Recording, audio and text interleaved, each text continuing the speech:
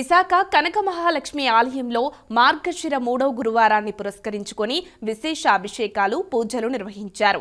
గురువారం తెల్లవారుజామునే ఆలయం తరపున అభిషేకాది పూజలు చేశారు. అనంతరం భక్తులు స్వయంగా అభిషేకాలు నిర్వహించారు.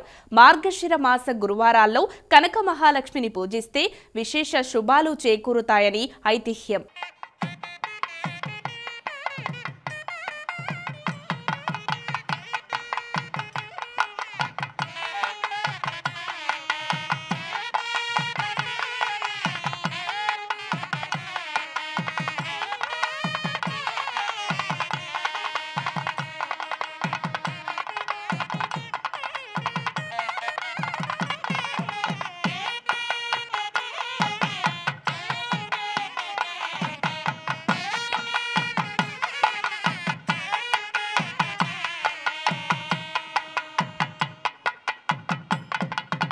ద్వారకా తిరుమల శ్రీవారి ఆలయంలో గోవింద మాలధారణ జరిగింది.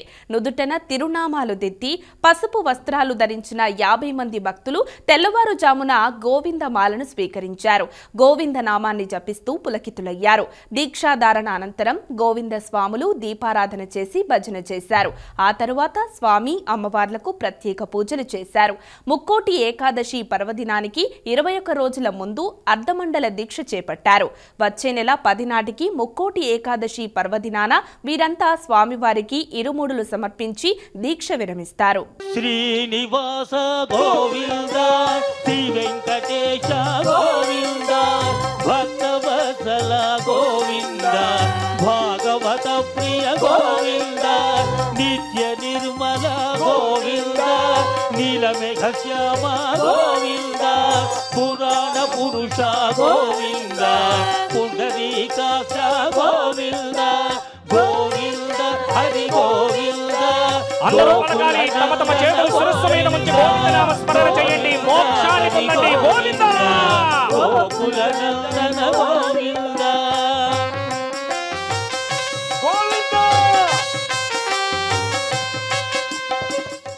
కలియుగ వైకుంఠం తిరుమలలో వచ్చే నెల 10వ తేదీ నుంచి వైకుంఠ ద్వార దర్శనాలు ప్రారంభం కానున్నాయి. 10 నుంచి 19వ తేదీ వరకు 10 రోజుల పాటు భక్తులను వైకుంఠ ద్వార దర్శనానికి అనుమతించనుంది తిథిదే. టోకెన్ కలిగిన భక్తులకు మాత్రమే ఈ భాగ్యం లభిస్తుంది. వైకుంఠ ద్వార దర్శన టికెట్ల షెడ్యూల్ను తిథిదే ప్రకటించింది. 23న శ్రీవాణి దర్శన టికెట్లను, 24వ తేదీన 300 రూపాయల ప్రత్యేక ప్రవేశ దర్శనం టికెట్లను ఆన్లైన్లో విడుదల చేస్తారు. సర్వదర్శనం భక్తులకు తిరుపతి, తిరుమలలో జనవరి 8వ తేదీ రాత్రి నుంచి దర్శన టోకెన్లు జారీ చేస్తారు. అఖిలాండ కోటి బ్రహ్మాండ నాయకుడైన శ్రీవారి క్షణకాల దర్శన భాగ్యం కోసం భక్తులు పరితపిస్తుంటారు. ఏడాదికి 10 రోజుల పాటు మాత్రమే తెరిచి ఉంచే వైకుంఠ ద్వార దర్శనం కోసం భారీగా సప్తగిరులకు చేరుకుంటారు. గతంలో వైకుంఠ ద్వార దర్శనాన్ని ఏకాదశి, ద్వాదశి పర్వదినాల్లో మాత్రమే అనుమతించిన తిథిదే భక్తుల తాకిడిని దృష్టిలో ఉంచుకొని ఆగమ పండితులు, పీఠాధిపతులు, మఠాధిపతుల సూచన మేరకు వైకుంఠ ఏకాదశి నుంచి 10 రోజుల పాటు వైకుంఠ ద్వార దర్శనాన్ని కల్పించేలా 2020 నుంచి మార్పులు తీసుకొచ్చింది. ఇందుకు అనుగుణంగా ముందుగానే టోకెన్ల జారీని ప్రారంభించింది. టోకెన్ కలిగిన భక్తుడు నిర్దిష్ట సమయానికి క్యూ లైన్ వద్దకు చేరుకుంటే వైకుంఠ ద్వార దర్శనానికి అనుమతిస్తారు. 10వ తేదీ వైకుంఠ ఏకాదశి, 11వ తేదీ ద్వాదశి పర్వదినం కావడంతో ఆ తర్వాత మరో 8 రోజుల పాటు భక్తులను వైకుంఠ ద్వార దర్శనానికి తిథిదే అనుమతించనుంది. జనవరి 10 నుంచి 19వ తేదీ వరకు టికెట్లను విడుదల చేస్తారు. 24వ తేదీ ఉదయం 10 గంటలకు 300 రూపాయల ప్రత్యేక ప్రవేశ దర్శన టోకెన్లు విడుదల చేస్తారు. సర్వదర్శనం భక్తులకు జనవరి 8వ తేదీ రాత్రి నుంచి తిరుపతిలో టోకెన్ల జారీ ప్రక్రియ మొదలవుతుంది. సర్వదర్శనం భక్తులకు ఆఫ్లైన్ విధానంలో టోకెన్లు కేటాయిస్తారు. 10 రోజుల పాటు సిఫార్సు లేఖలను స్వీకరించారు. ప్రోటోకాల్ పరిధిలోని వ్యక్తులు నేరుగా వస్తేనే బ్రేక్ దర్శన టికెట్లను కేటాయిస్తారు. ఈ 10 రోజుల పాటు శ్రీవారి ఆలయంలో ఆర్జిత సేవలను ఏకాంతంగా నిర్వహిస్తారు. ప్రత్యేక దర్శనాలను పూర్తిగా రద్దు చేశారు. గోవిందమాల భక్తులకి కూడా ఎలాంటి ప్రత్యేక దర్శన ఏర్పాట్లు ఉండబోవని తిథిదే అధికారులు తెలిపారు. సింహాచలం శ్రీ వరాహలక్ష్మి నృసింహస్వామి సన్నిధిలో స్వర్ణ పుష్పార్చన జరిగింది. గురువారాన్ని పురస్కరించుకుని ఆర్జిత సేవల్లో భాగంగా స్వర్ణ పుష్పార్చన కార్యక్రమాన్ని వైభవంగా నిర్వహించారు. ఆలయ అర్చకులు స్వామివారి ఉత్సవమూర్తులను సర్వాంగ సుందరంగా అలంకరించి కళ్యాణ మండపంలోని వేదికపై అధిష్ఠించారు. బంగారు సంపెంగ పుష్పాలతో అష్టోత్తర శతనామార్చన నిర్వహించారు.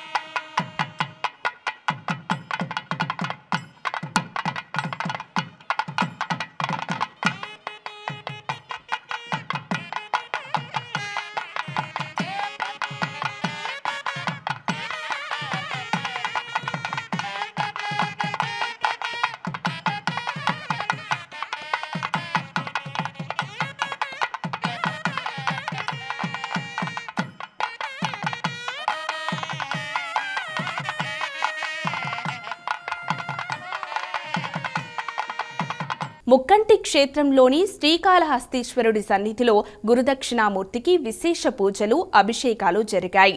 ప్రతి గురువారం దక్షిణామూర్తికి అభిషేక సేవ చేయడం ఇక్కడ ఆనవాయితీ. ఇందులో భాగంగా సుగంధ ద్రవ్యాలతో స్వామివారిని అభిషేకించారు. ఈ కార్యక్రమంలో భక్తులు పాల్గొని స్వామివారిని దర్శించుకున్నారు.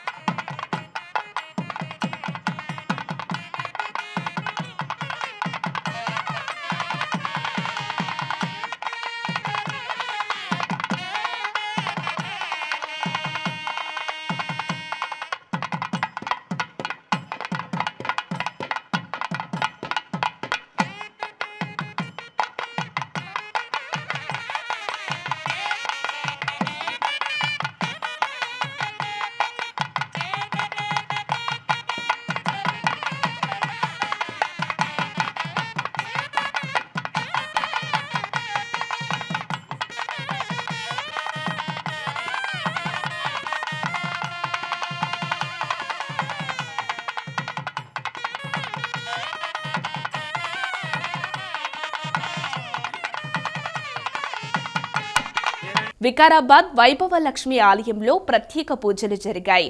మార్గశిర మాసం 3వ గురువారం సందర్భంగా అమ్మవారికి అభిషేకాలు నిర్వహించారు. అనంతరం అలంకారం, ఉయ్యాల ఉత్సవం చేశారు. తదుపరి సహస్రనామార్చన నిర్వహించారు. ఈ కార్యక్రమంలో భక్తులు విశేష సంఖ్యలో పాల్గొన్నారు.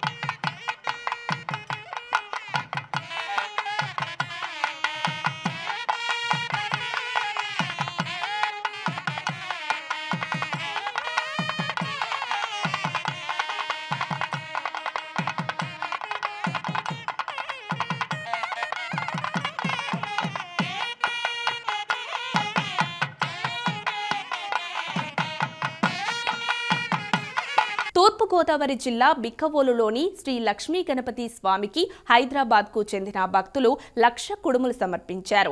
ఆలయ అర్చకులు స్వామివారికి తొలుత పూజలు చేశారు.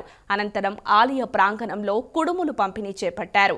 28 ఏళ్లుగా స్వామివారికి సేవ చేస్తున్న ఆకివీడుకు చెందిన తాళ్ల పిచ్చిరెడ్డి, గంగ దంపతులు ఆలయ ప్రాంగణంలోని ఈ కుడుములను తయారు చేయించారు. మొక్కు చెల్లించుకున్నారు.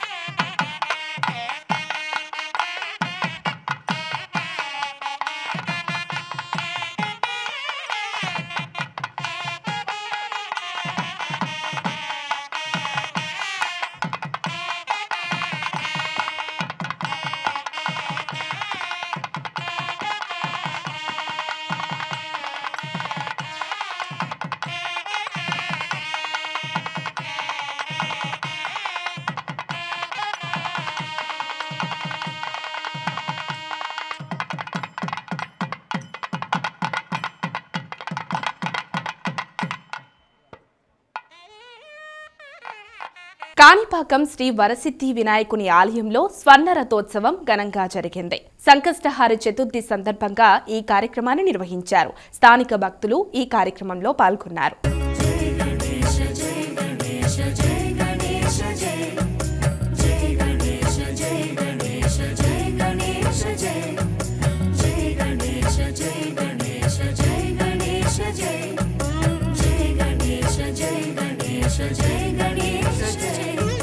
मूषिकवाहन गणेश मोदकहस्ता गणेश मूलाधार निवासा महिमल देवा एकदन्ता सुरेशा सर्वविघ्न विनाशा हेरम्बाया हितेशा हितमुल नीवा. కాజీపేటలోని శ్రీ శ్వేతార్క గణపతి ఆలయంలో స్వామివారికి విశేష పూజలు చేశారు. సంకటహర చతుర్థి సందర్భంగా పంచామృతాలు, సుగంధ ద్రవ్యాలతో అభిషేకించారు.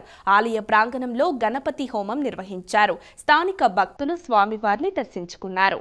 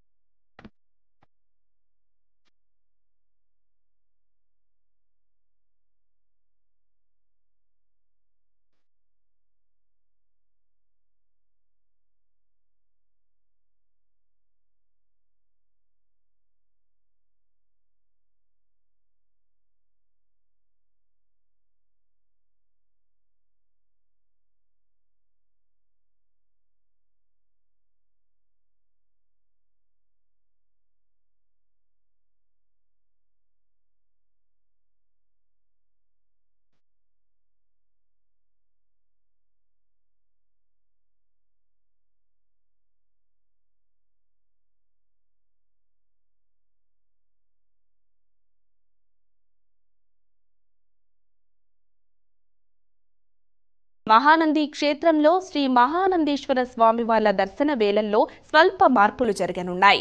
ఇప్పటిదాకా ఉదయం 5 గంటల నుంచి రాత్రి 9 గంటల 30 నిమిషాల వరకు స్వామి అమ్మవారి దర్శనం అమల్లో ఉంది. అయితే ఆలయ ఆచార వ్యవహారాలపై వైదిక కమిటీ తీర్మానం మేరకు మధ్యాహ్నం 12 గంటల 30 నిమిషాల నుంచి 2 గంటల వరకు అంటే గంటన్నర పాటు విరామమిస్తారు. శుక్రవారం నుండి ఈ మార్పు అమల్లోకి వస్తుందని ఆలయ కార్యనిర్వహణ అధికారి శ్రీనివాసరెడ్డి తెలిపారు.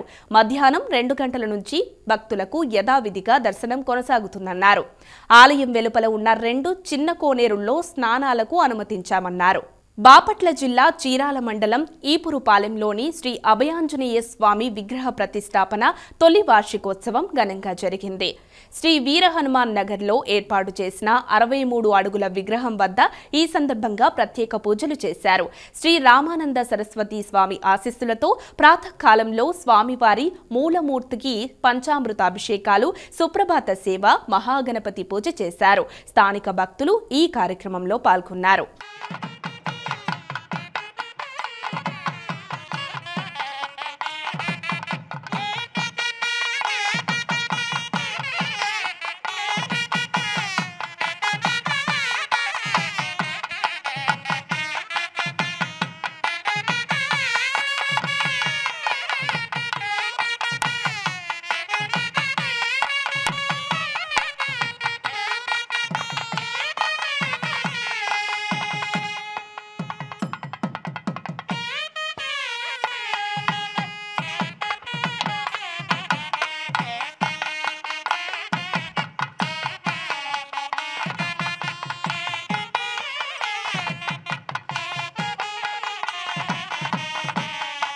విజయవాడ శ్రీ మల్లేశ్వర స్వామివారి ఆలయ ప్రాంగణంలో శ్రీ గురుదక్షిణామూర్తి స్వామికి ప్రత్యేక పూజలు చేశారు. సుగంధ ద్రవ్యాలు, పంచామృతాలతో అభిషేకించారు. స్థానిక భక్తులు ఈ కార్యక్రమంలో పాల్గొన్నారు.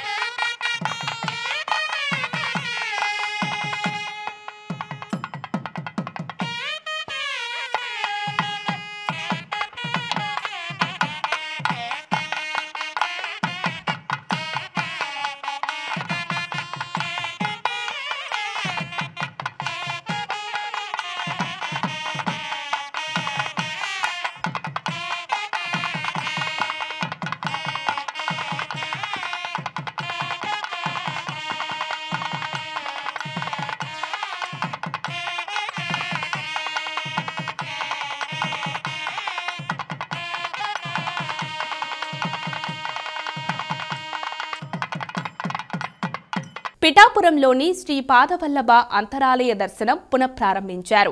అంతరాలయంలో మరమ్మతుల పనుల నేపథ్యంలో ఈ నెల 17వ తేదీ నుంచి భక్తులకు శ్రీ పాదవల్లభ స్వామి పాదుక దర్శనం, త్రిమూర్తుల దర్శనం నిలిపివేశారు ఆలయ అధికారులు. గురువారం నుంచి స్వామివారి దర్శనాలు ప్రారంభమయ్యాయి.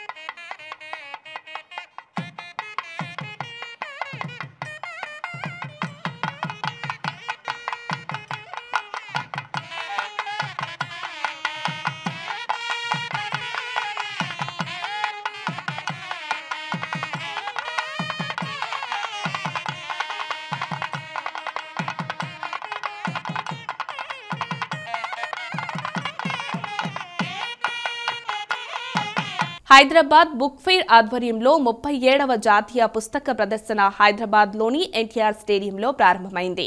ఈ నెల 29 వరకు ఈ పుస్తక ప్రదర్శన కొనసాగుతుంది. తెలుగు రాష్ట్రాలతో పాటు దేశవ్యాప్తంగా పేరొందిన 210 మందికి పైగా ప్రచురణకర్తలు, పంపిణీదారులు తమ పుస్తకాలను ప్రదర్శించనున్నారు. 36 ఏళ్ల కిందట కేవలం 30 స్టాళ్లతో ప్రారంభమైన హైదరాబాద్ బుక్ ఫెయిర్ ఈ ఏడాది 350 స్టాళ్లతో సాహితీ అభిమానులను, పుస్తక ప్రేమికులను ఆకట్టుకుంటోంది. ముఖ్యమంత్రి రేవంత్ రెడ్డి ముఖ్య అతిథిగా హాజరై పుస్తక ప్రదర్శనను ప్రారంభించారు. ఈ పుస్తక ప్రదర్శనలో భక్తి సాహిత్యానికి సంబంధించిన స్టాళ్లు కూడా అనేకం ఏర్పడ్డాయి. గంగా, యమున ఇవి ఈనాటి భక్తి విశేషాలు. తదుపరి ఆధ్యాత్మిక వార్తావాహిని భక్తి విశేషాల్లో మళ్ళీ కలుద్దాం. అంతవరకు సెలవు. నమస్కారం.